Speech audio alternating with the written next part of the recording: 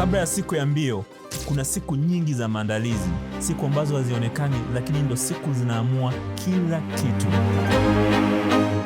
Si kila siku huwa rahisi. Kuna siku mwili unachoka, lakini unajifunza kusikiliza ile sauti ndogo ndani yako inayokuambia uendelee, hata kama ni hatua moja. Kila mazoezi yanakuwa sehemu ya safari ya kujenga nguvu, uvumilivu na kujiamini.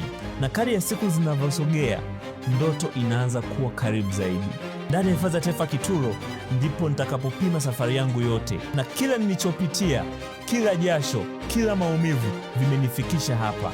Sasa niko tayari kutimiza ndoto yangu ya kukimbia ndani ya bustani ya Mungu.